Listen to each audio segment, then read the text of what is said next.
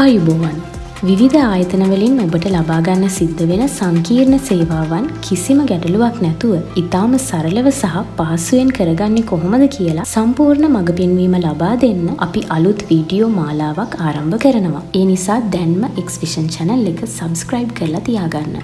අද අපි කතා කරන්නේ ශ්‍රී ලංකා විභාග දෙපාර්තමේන්තුව මගින් මාර්ගගත ක්‍රමයට සහතිකපත් ලබා ගන්නේ කොහොමද? එහෙම ගෙන්වා ගනිද්දී ඔබ දැනගත යුතු විශේෂ දේවල් මොනවද කියන එක. 2021 වසරේ සිට පැවැත් වූ අපොස සාමාන්‍ය පෙළ සහ අපොස උසස් පෙළ විභාගවලට අදාළ සහතිකපත්‍ර පමණක් මාර්ගගත ක්‍රමයට විභාග දෙපාර්තමේන්තුවේ නිල වෙබ් අඩවිය හරහා ලබා ගැනීමට හැකියාව තියෙනවා. මේ වෙබ් අඩවිය හරහා අයදුම් කිරීමෙන් අධිවේගී තැපැල් සේවාව මගින් නිවසටම ඔබගේ සහතිකපත්‍ර ගෙන්වා ගැනීමට හැකියාව තියෙනවා. ඒ වගේම අයදුම් කිරීමෙන් පසුව රස්තියාදුවක් නොවි ඔබට ලැබෙන කෙටි පණිවිඩය අනුව සූදානම් කර තිබෙන සහතිකපත්‍ර විභාග දෙපාර්තමේන්තුව වෙත ගොස් ලබා ගැනීමටද හැකියාව තියෙනවා. ඒ වගේම විදේශ රටක සිටින ඔබ වෙනුවෙනුත් මේ සේවාව ක්‍රියාත්මක වෙනවා. අදාළ සහතිකපත්‍රයේ හිමිකරුට පමණක් මෙලෙස අයදුම් කළ හැකි වන අතර එහිදී අයදුම් කරන තැනැත්තාගේ ඒ කියන්නේ ඔබගේ ජාතික හැඳුනුම්පත් අංකය, දුරකථන අංකය, ඊමේල් ලිපිනය,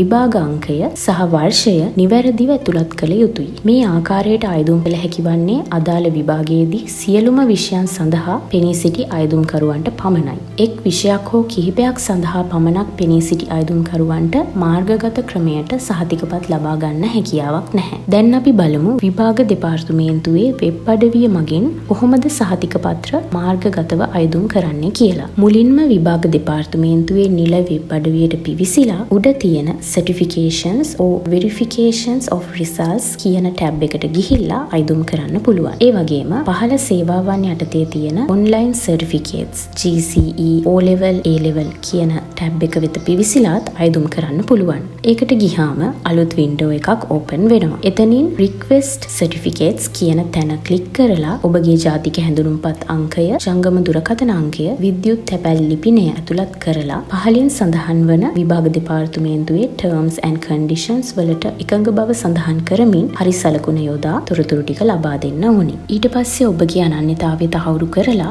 ඉදිරියට ගියාම ඔබට විභාග දෙපාර්තමේන්තුව වෙතින් අංක 4කින් යුත් OTP කෝඩ් එකක් එහෙමත් නැත්නම් one time password එකක් ඔබගේ ජංගම දුරකථනය වෙත හෝ විද්‍යුත් තැපැල් ලිපිනය වෙත ලැබෙනවා. එම අංකය යොමු කරලා සබ්මිට් කරාට පස්සේ ඔබට අවශ්‍ය කුමන විභාගවල ප්‍රතිඵලද යන්න තෝරලා අදාළ වර්ෂයද ලබා දිය යුතුයි. ඉන්පසුව එම විභාගයට පෙනී සිටින ලද විභාග අංකයද ඇතුළත් කර තහවුරු කිරීම, ඒ කියන්නේ confirm කිරීම සිදු කළ යුතුයි. ඉන්පසුව ඔබ ඇතුළත් කරන ලද තොරතුරු සමග ඔබගේ සම්පූර්ණ නම දිස්වන window එකක් open වෙනවා. එම තොරතුරු නිවැරදි නම් පමණක් යලිත් තහවුරු කිරීමක් සිදු කළ යුතුයි. එම තොරතුරු වල යම් වෙනසක් තිබෙනවා නම් එහි පහතින් සඳහන් දුරකථන අංක වෙත ඇමතුමක් ලබා ගත හැකියි. එහිදී ඔබට එය නිවැරදි කර ගැනීමට උපදෙස් ලබා දෙනවා. එම තොරතුරු නිවැරදි බවට තහවුරු කළ පසුව ඔබට සහතික පත්‍ර අවශ්‍ය අධිවේගී තැපෑලෙන් නිවස වෙතද විදේශීය රටකටද විදේශ කටයුතු අමාත්‍යාංශය වෙත යොමු කළ යුතුද,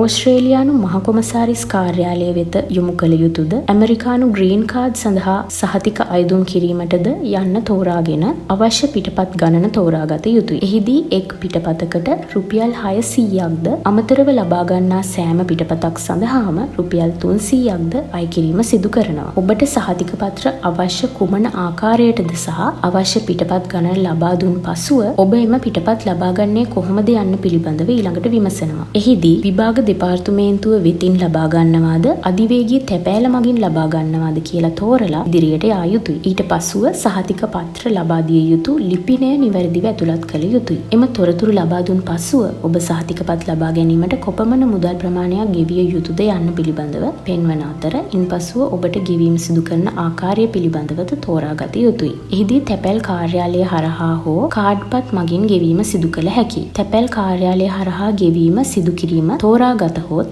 ඒ සඳහා ඔබට යොමු අංකයක් ලබා දෙනවා. එය කෙටි පණිවිඩයක් හරහා ජංගම දුරකථනය වෙතද ලැබෙනවා. එම යොමු අංකය තැපැල් කාර්යාලය වෙත ගොස් ලබා දෙමින් ගෙවීම කළ යුතුයි. ඉන්පසුව නැවතත් වෙබ් අඩවිය වෙත පිවිස online certificates තෝරාගෙන I already made the payment තෝරාගෙන යොමු අංකය ඇතුළත් කළ යුතු වෙනවා.